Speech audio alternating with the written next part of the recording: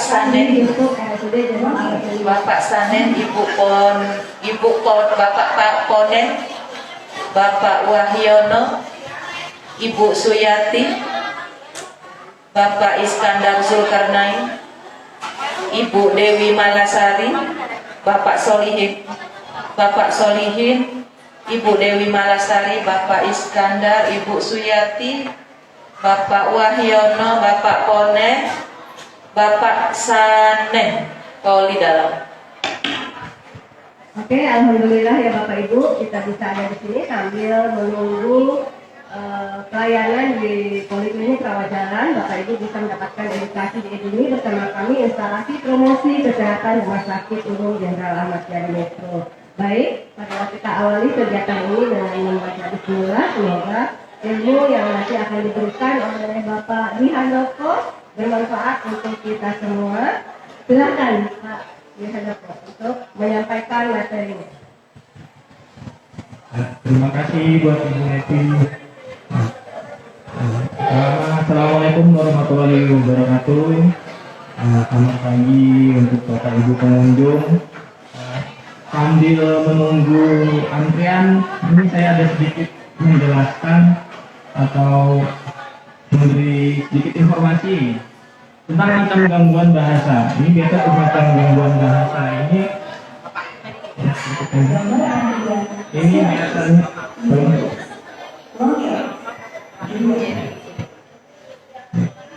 ya, kita akan sedikit menjelaskan kalau apa sih gangguan bahasa itu. Gangguan bahasa adalah gangguan untuk memahami atau menggunakan bahasa secara lisan, menulis atau menggunakan simbol bahasa yang lain. Seperti contohnya ada gestur, ada gestur, ada simbol yang biasanya lebih,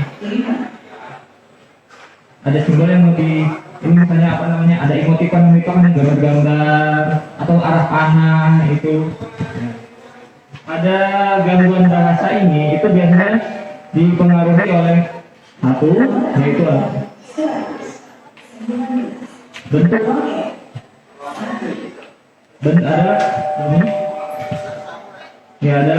bentuk bahasa. Nah, dalam bentuk bahasa ini ada yang namanya Bapak Ibu ada namanya fonologi, morfologi, dan sintaksis. Nah, apa sih itu fonologi? Fonologi itu adalah suatu tata bahasa yang misalnya ada tulisan bebek, bebek maka akan tulisannya adalah BEK, maka akan dibaca bebek, bukan dibaca bebek. Kemudian pada kata plastik, walaupun penyebutannya plastik, maka yang ditulis adalah PLASTIK. Ya, itu ya Ibu. Jadi ini bagaimana bunyi itu diujarkan. Terus pada kata pramuka, maka yang ditulis ada P, R, tapi bukan P, E, R, E. Artinya adalah yang ditulis malah P, R, E. Ya gitu ya. Jadi apa yang misalnya pada kata fonologi ini ya, atau pada kata pada penulisan kata yang fungsional ya Bapak Ibu, FUNCTEIEON. Tapi ketika kita baca bukan function, malah function gitu. Jadi apa yang ditulis belum tentu apa yang tertulis pada kata ini akan berbeda dengan apa yang kita ucapkan gitu. Kemudian pada konteks bahasa itu adalah makna. Ada semantik itu adalah makna. Jadi misalnya kalau semantik itu ada begini.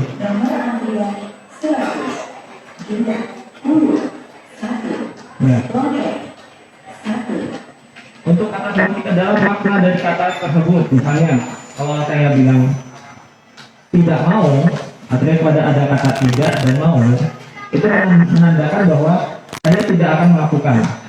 Atau pada kata, misalnya ada situasi begini Bapak Ibu.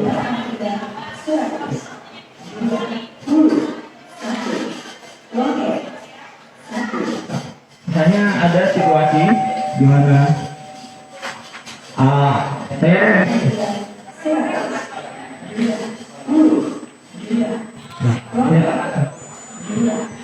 ada ini, ada situasi anak disuruh oleh ibunya buat beli apa misalnya beli bayam gitu ya. Tapi si anak nanti, nak tolong beli bayam. Ya, ya. Pada katanya walaupun dengan intonasi ya, itu menandakan bahwa sebenarnya dia tidak benar-benar mau melakukannya. Nah, maka pada kata ya yang anak ucapkan tadi itu maknanya adalah dia benar-benar tidak ada maksud bahwa dia tidak mau melakukannya. Begitu. Jadi di mana makna itu benar ya pada sistem simatik ini di mana kata yang diucapkan itu belum tentu maknanya sama dengan apa yang dia ucapkan gitu. Kemudian pada fungsi bahasa dalam berkomunikasi. Nah, pada fungsi bahasa ini adalah namanya kalau disebut dengan pragmatik. Ini gaya pragmatik itu bagaimana kita menggunakan bahasa itu sebagai menjalin persahabatan itu pada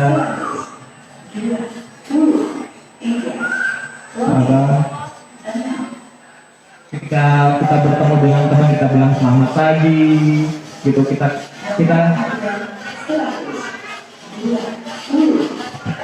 ketika terus untuk teman terus ada yang namanya kalau kita bahasa sehari-hari dengan teman itu kita menggunakan bahasa yang biasanya tidak baru ya, halo selamat pagi bro gitu. Tapi ketika kita bertemu dengan bos kita atau teman kita maka kita bilang halo selamat pagi, kita menggunakan bahasa yang lebih baku. Itu jadi inilah fungsi bahasa yang dimaksud ya. Kalau kita bertemu dengan orang maka bahasa yang digunakan akan berbeda. Misalnya kalau di rumah juga biasanya yang ngomong Jawa, maka kalau ketemu bapak ibunya akan ngomong Jawa. Tapi ketika dia bertemu dengan orang lain yang lebih tua di luar itu atau kita tidak kenal, maka kita akan menggunakan bahasa Indonesia gitu. Jadi walaupun konteksnya dia sama-sama bilang halo selamat pagi kepada orang tua kita bilang menginjam, kalau sama orang lain kita akan bilang selamat pagi gitu. Ya, ini menurut lighting Bapak Ibu, fonologi itu dibagi menjadi 7 tingkatan. Dari yang paling mudah dipahami yaitu fonologi, itu sematik atau namanya makna bahasa. Ini morfologi itu penggunaan kata imbuhan. Misalnya perbedaan antara di atas dan ke atas. Kalau di atas itu menandakan bahwa itu ada suatu tempat, kalau ke atas adalah suatu aktivitas gitu ya. Bahwa dia akan berjalan ke atas itu. Kalau di atas ada kita memberi informasi bahwa letak Bapak Syahri, Ibu Dewi Rahmalia, Ibu Emi Anita, Soleh Dalam. Oke. Kemudian pada level berikutnya itu ada sintaks.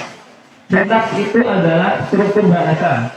Biasanya kalau dalam bahasa Indonesia itu lebih dikenal dengan SPO, subjek, predikat, objek. Jadi ketika kalau ada anak yang bilang saya mau makan, maka ketika anak sedang makan, maka yang dikatakan adalah saya mau makan, bukan makan saya mau. Nah, maka itu ada strukturnya, ada SPO, subjek, predikat, objek. Kemudian ada diskurs. Diskurs ini kemampuan dia untuk memahami bisa paragraf, bisa percakapan gitu. Artinya diskurs ini dia lebih banyak bisa mencakup antara fonologi, semantik, morfologi dan sintaks. Kemudian ada metalinguistik. Metalinguistik itu adalah penggunaan biasanya lebih pada kata sambung. Misalnya ada si A, B, dan C. Nah ini biasanya ada penambahan kata dan A dan ada penambahan kata dan. Ketika ada 4 orang misalnya A, B, C, D, maka yang diucapkan adalah si A, si B, si C, dan si T. Atau mungkin penggunaan metalinguistik itu diganti dengan si A, si B, si C, serta si T, si D gitu. Kemudian ada pragmatik.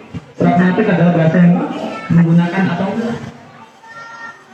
fungsi pragmatik adalah penggunaan bahasa. Jadi kalau apa yang pragmatik? Jadi kalau pada ini biasanya juga tergantung pada situasi. Ketika pagi maka yang kita gunakan adalah bahasanya adalah, atau kalau pagi adalah yang kita gunakan adalah selamat pagi. Ya, maka pada kata selamat pagi tentunya tidak ada kesalahan sintak atau struktur kata karena selamat pagi. Kalau kita bilang apa namanya pagi selamat itu tentu kan salahkan kalau pagi. Nah, tidak mungkin juga pragmatik itu digunakan seperti ini. Namanya misalnya ya, pada malam hari ketemu orang terus kita bilang selamat pagi. Nah itu berarti kan dalam struktur bahasa tidak salah karena dia selamat pagi. Tapi pada situasinya, penggunaannya itu tidak benar kalau waktu malam hari kita gunakan selamat pagi. Tentunya kalau malam sebenarnya selamat pagi. Berikutnya. Nah, ini bahasa ini dibagi lagi menjadi dua ya. Tadi ditingkatkan, sekarang dibagi lagi nih. Bahasa sendiri itu ada dua ya, bahasa lisan dan bahasa tulis. Kemudian ada bahasa lisan, itu bahasa secara reseptif, yaitu memahami kata-katanya atau mendengar. Kemudian bahasa ekspresif itu adalah ketika kita berbicara. Kemudian pada bahasa tulis itu ada membaca, bagaimana kita memahami maksud dari bacaan atau tulisan. Kemudian pada bahasa tulis, kemampuan kita untuk mengungkapkan ekspresi melalui bahasa tulis. Maksudnya, ya, pada fonologi atau bunyi bahasa. Biasanya ini adalah proses bunyi yang seperti tadi saya dijelaskan. Fonologi adalah proses bunyi, mengubah kata menjadi bunyi. Jadi ketika ada tulisan kita baca, itulah proses fonologi. Yang tadi ada tulisan bebek, yang terus yang kita ucapkan pasti bebek, bukan bebek. Padahal pada tulisannya sama itu sama kan. Terus kemudian pada kata ember, pada kata ember ada tulisan ember, yang kita baca adalah ember, bukan ember. Gitu. Nah, biasanya pada gangguan bahasa, pada pasien-pasien dengan gangguan bahasa, dia akan kesulitan pada tahap itu Bapak Ibu. Ketika ada tulisan bebek yang dibaca bebek. Ketika ada tulisan ember, orang baca ember, gitu ya. Kita ada tulisan jeruk, gitu. Pada saat mendengar, kemampuan mengidentifikasi dan membedakan fonem ketika mendengar. Ya, tentunya ketika ada orang yang berbicara, tolong ambil kopi, gitu. Diambil kopi, diambil kopi. Ya. Artinya dia bisa mengidentifikasi pada perbedaan antara K dan P. Nah, kemudian pada saat berbicara menggunakan pola fonologi secara tepat. Nah, misalnya ada tikus, ada kata tikus, ibu ada tukis. Ini kan sebenarnya pada tukis itu kan ada sama-sama. Pada kata tikus sama-sama ada T, sama-sama ada I, Bapak ada K, Ibu yang diucapkan nama tukis. Gitu. Kemudian saat membaca, nah sama ya pokoknya. Memahami sesuatu ini kan. Bapak Wahyu Diono, Ibu Emi Anita, Polidalang. Ya, kayak ada tulisan plastik gitu ya. PLA atau pramuka, ini biasanya katanya lebih kompleks atau klausa. Itu yang baca, tapi ada penambahan kata E pada K dan L ketika dibaca. Kemudian atau mungkin malah ada kata Yogyakarta. Ketika ada tulisan Yogyakarta, pasti yang dibaca adalah Jogja, bukan Yogya. Nah, itu bagaimana proses fonologi berlangsung. Nah, biasanya pada pasien-pasien ini itu nggak bisa ini. Bisa jadi yang tikus menjadi tukis, atau tulisan yang seharusnya dia dengan plastik jadi plastik, atau jadi biasanya ada penangkaran atau menggantikan huruf gitu. Sama dengan tulis gitu, mau ditulis tikus, yang ditulis itu mah tukis, atau malah ada bilang ini, atau malah tuh kayak jadi cepet gitu. Padahal yang ditulis adalah tikus gitu. Berikutnya, kemudian pada tingkat semantik ada kosakata.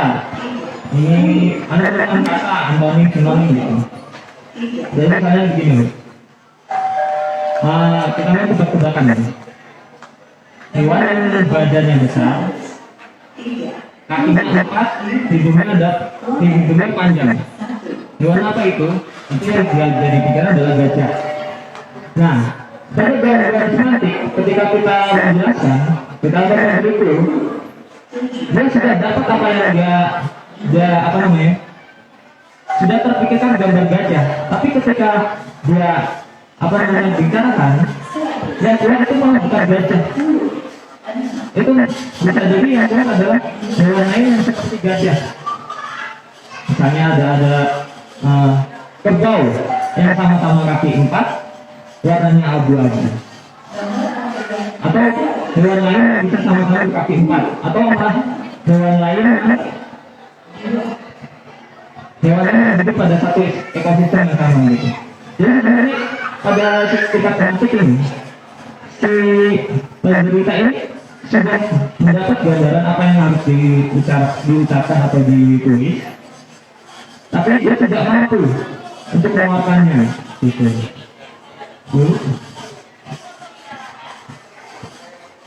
Kemudian ada morfologi, perubahan bentuk bahasa. Ini ada awal dari imbuhan, intonasi, ini ada suara lebih ini, ada dasar kata. Pada sifat ini tadi seperti saya jelaskan, di atas dan ke atas. Kalau misalnya ada orang yang sedang bola, makanya ada aktivitas bagi main bola, gitu.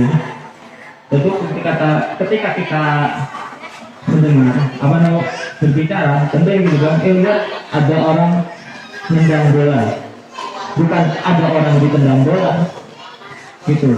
Jadi dia akan mengatakan fungsi-fungsinya nih. Kemudian ada lagi situasi ada orang sedang jambak-jambakan gitu.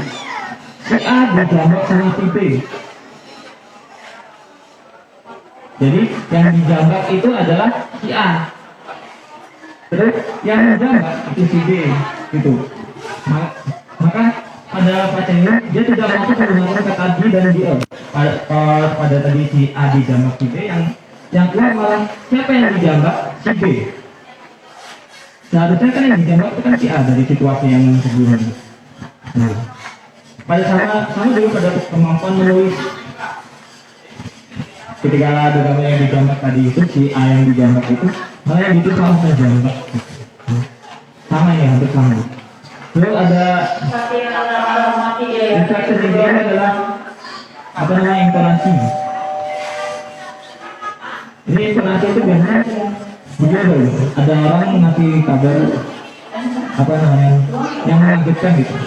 Ini jawabannya biasanya apa gitu.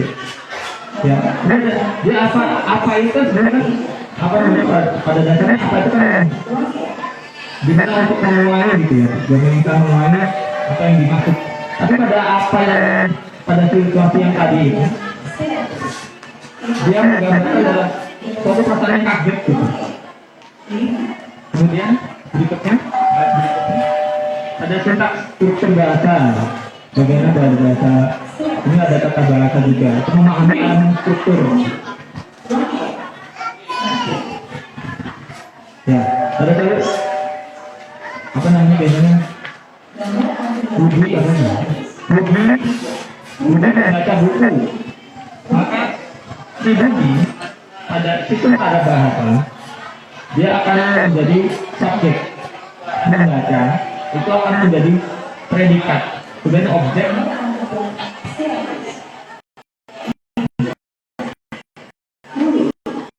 Objek itu buku.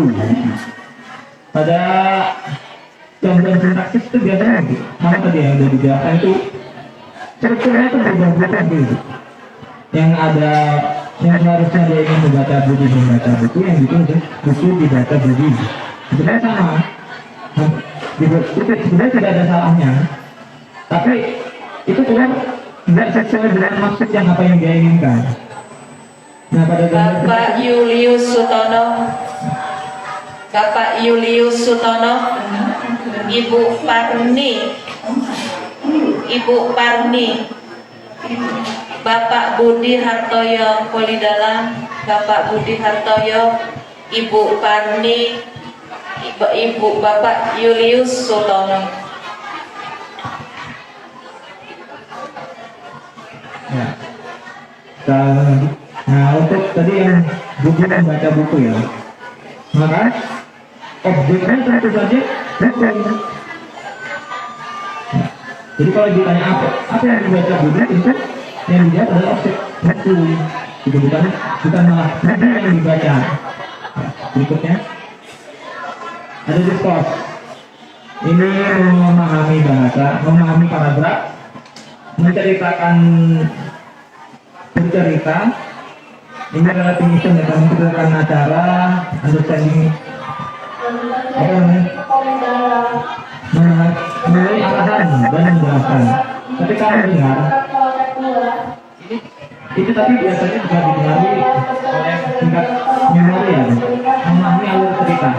Jadi bercerita itu kan panjang sekali. Ada gangguan bahasa ini biasa tidak ada masalah pada memori. Cuman pada proses mendengar ini memahami alur cerita tentu perlu melibatkan memori.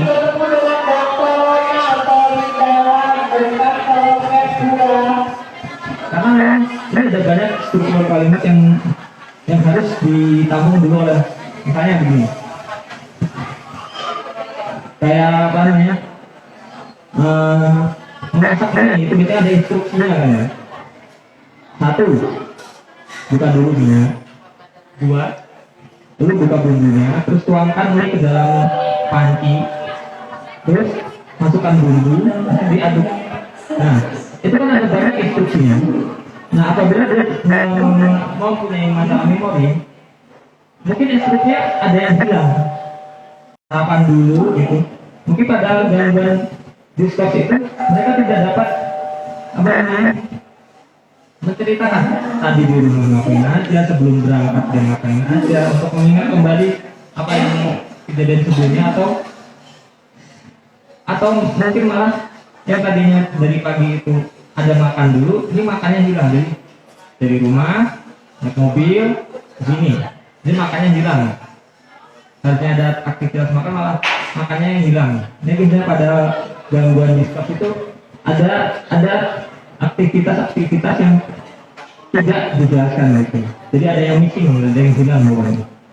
Kemudian ini yang terakhir, maksudnya bukan ini metalinguistik, merefleksikan bahasa, mengerti apa bagian dari bahasa gramatikalnya, mengerti perasaan. Nah, pada tingkat metalinguistik ini saya sudah mulai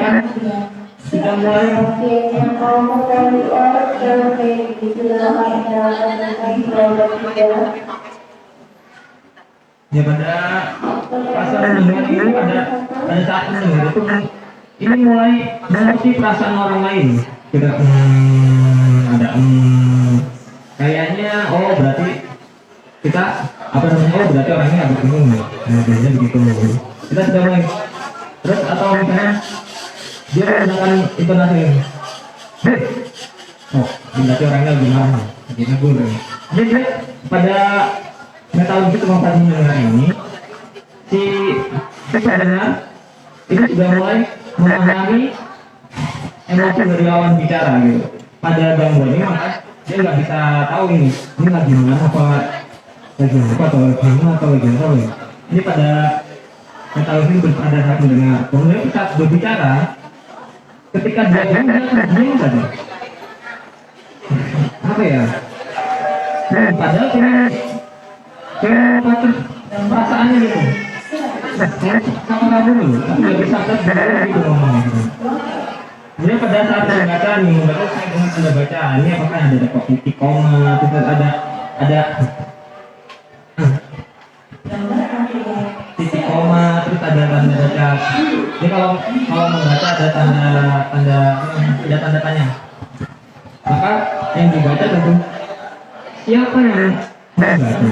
Jadi ada apa namanya, ada jedanya gitu. Siapa yang membaca? Bukan siapa yang baca. Terus ketika menulis itu juga meletakkan tanda koma. Jadi misalnya ada si A, si B, si C, dan si D. Ketika ditulis maka si A, si B, si B, dan ya. Ingin polihematologi bertemu dengan dokter Heli berkas dikumpul di loket 6. Bagi pasien yang mau polihematologi berkas dikumpulkan di loket 6. Ada gambar hasil menulis ini, maka si pasien ini nggak bisa menggunakan tanda baca, tanda seru, tanda tanya, tanda koma. Jadi biasanya terlihat gitu. Oh, ini gak ada tanda baca. Itu bisa jadi gangguan metalinguistik gitu. Jadi dari bacaan juga biasanya terlihat gitu. Boleh? Berikutnya, pragmatik perasaan ke dalam bahasa. Ini hampir sama. Using language, menggunakan bahasa untuk membuat atau menjaga pertemanan. Ketika pada saat kita mendengar ini atau ya mendengar, memahami efek sosial bahasa verbal.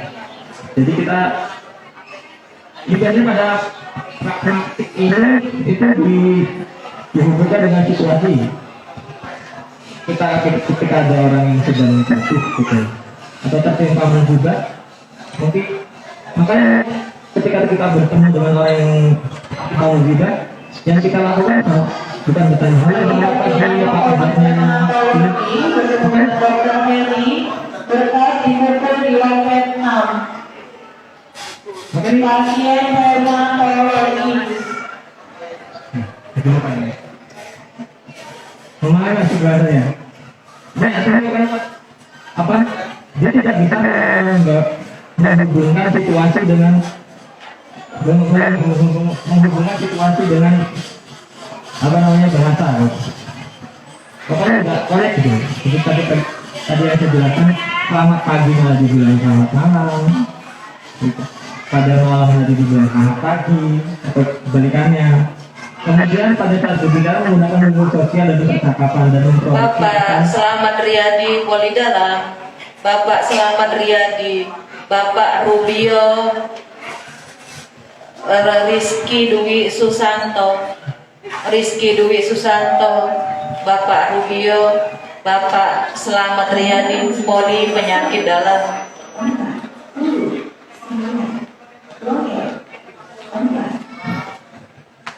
Nih kita berbicara ya, kita berbicara, ditanya ini, ini posisinya lagi kamu, enggak, gitu, atau malah, aku mau, itu kan artinya kita dapat menangkap apa namanya perasaan bahwa dia sedang ngantuk gitu. Dari intonasinya saja, dari latarnya saja. Kemudian pada saat membaca itu, saya cukup penulis ini sama nih. Kalau lagi WA-an, saya marah ya? Enggak. Saya mana ditanya marah apa enggak? Jawabannya enggak. Apakah benar-benar enggak marah? Atau biasanya malah enggak? Saya marah ya, terus di bawah WA gitu. Enggak, dia bilang gitu. Itu apakah menandakan dia benar-benar marah? Atau benar-benar tidak marah? Bukan, itu sekarang benar-benar marah. Jadi dia berbicara, tapi tidak ada suara maknanya. Bilangnya padahal gitu. Ini pokoknya ada dengan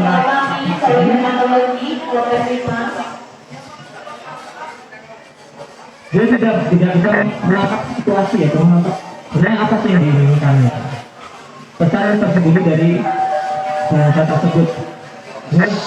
Mengenai sudut pandang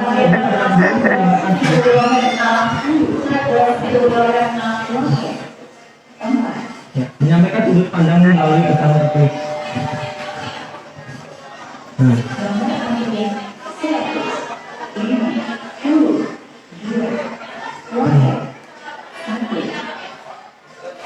ini sama nih ya, pada saat ini tuh biasanya WA ini. Karena kalau menuliskan pakai surat-suratan udah jarang ya. WA. Nah, kebalikannya. Kalau ditanya mau makan apa enggak, sebenarnya kita nggak mau. Tapi tadi kita mau. Padahal sebenarnya kita nggak mau gitu. Maka pada prinsip pragmatik ini ada melibatkan situasi, karena bahasa itu biasanya akan melibatkan situasi sama kayak tadi itu ya. Apa yang sama tadi bilang sama saya. Maka sesuai penggunaan bahasanya itu ditentukan oleh situasinya. Oke, mungkin begitu aja dari saya. Mungkin apa ya? Di sekitar kita ada menemui masalah-masalah tersebut, mungkin bisa direkomendasikan untuk datang ke terapi wicara. Karena ada biasanya gangguan bahasa tadi itu akhirnya akan membuat si penderitanya malas gitu ya buat berbicara, malas buat ngajak ngomong orang. Hanya tadinya pengen ngomong ini malah yang di mau ngomong A tapi yang keluar B itu dia ada perasaan kesal sendiri gitu. Ada perasaan hanya dipendam sendiri karena memang keterbatasan dalam kemampuan bahasanya. Sekian dari saya. Wassalamualaikum warahmatullahi wabarakatuh. Terima kasih.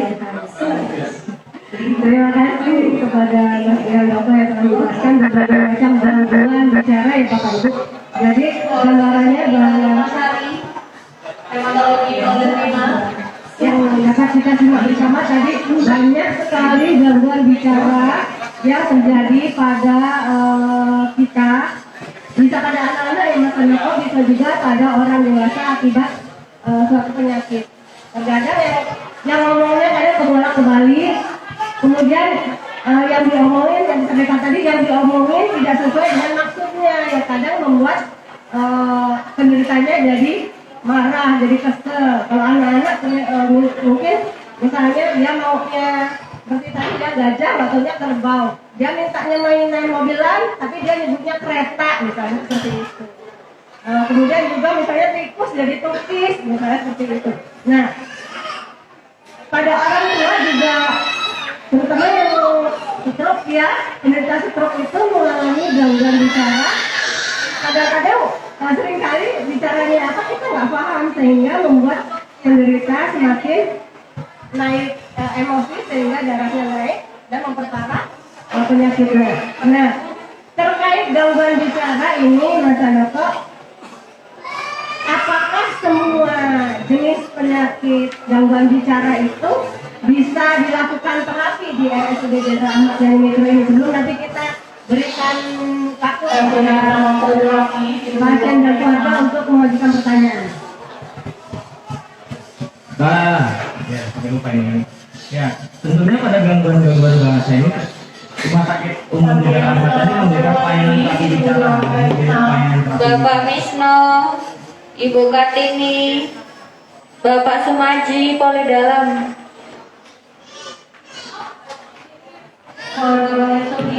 Terapi bicara sendiri itu adalah bagian tim dari pihak biologis medik, dan misalnya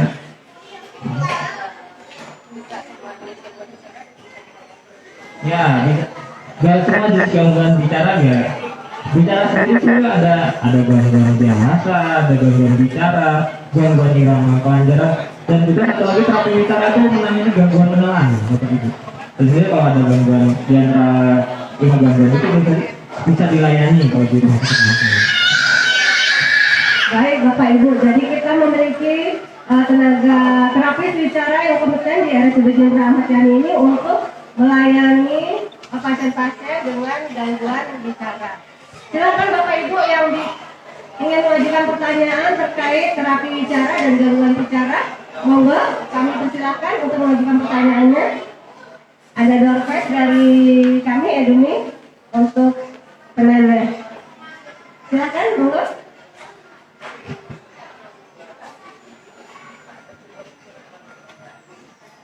Kalau tidak ada, saya lanjutkan sebentar ya Mas Bapak. Ini ada beberapa pertanyaan dari masyarakat.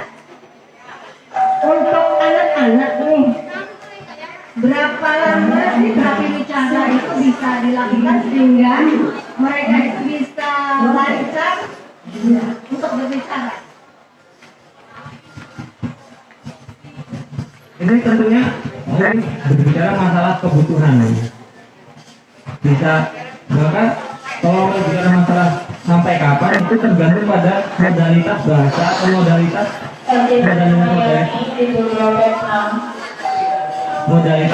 yang dibikin ke sini. Tentunya sedikit sekali modalitas yang dimiliki, maka programnya akan semakin lama. Tapi kalau banyak sekali modalitas yang dia miliki atau tidak ada gangguan modalitas dan hanya ada masalah tapi modalitasnya lengkap nih, nggak ada gangguan modalitas, ya tentu saja programnya. Oh iya, modalitas itu adalah bagaimana proses terapi yang namanya proses pembelajaran itu. Jadi modalitas adalah panca indera ya, ada mata, hidung, ada indera penglihatan, indera mendengar.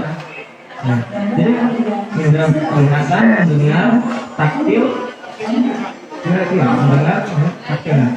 Modalitasnya adalah bagaimana proses informasi itu masuk, karena mau tidak mau bahasa ini adalah otak yang kita latih itu.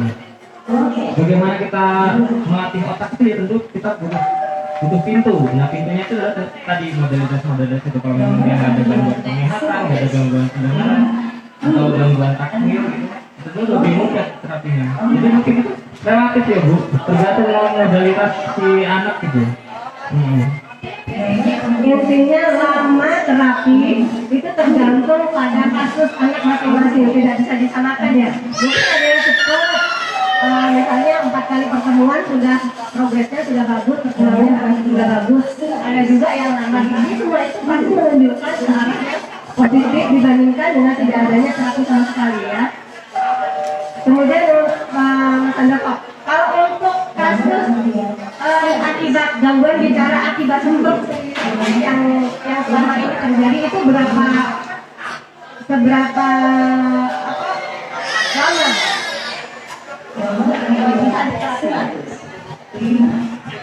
Ini lebih kompleks kalau masalah dewasa ini, karena banyak sekali faktornya.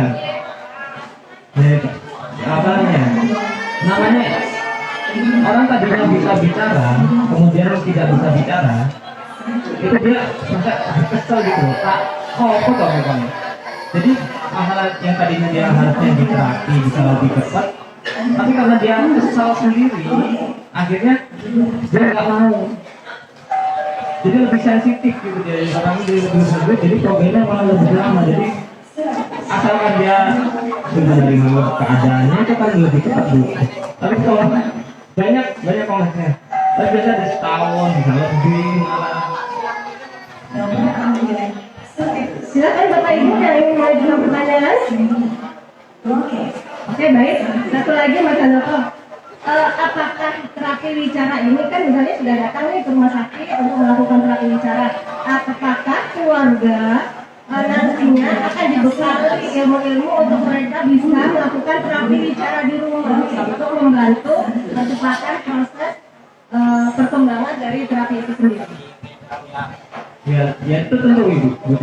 Kalau keberhasilan proses terapi itu faktornya itu bukan dari terapisnya saja, tentu juga dari si pasien ya, masalah modalitas tadi. Kemudian bagaimana peran keluarga ini mendukung proses terapi. Jadi kalau ketemu terapis nanti kan bisa seminggu 2 minggu, biasa kalau di rumah sakit ini anak ini itu seminggu dapat jatah 2 kali gitu. Jadi seminggu 2 kali. Makanya kalau dalam 1 minggu itu ada 6 hari, berarti 4 harinya kan sama keluarga. Nah tentunya kalau keluarga itu melakukan program-program yang telah diberikan terapis itu kan membantu proses penyembuhan gitu. Jadi tentu akan kita bekali supaya lebih efektif dalam proses terapinya.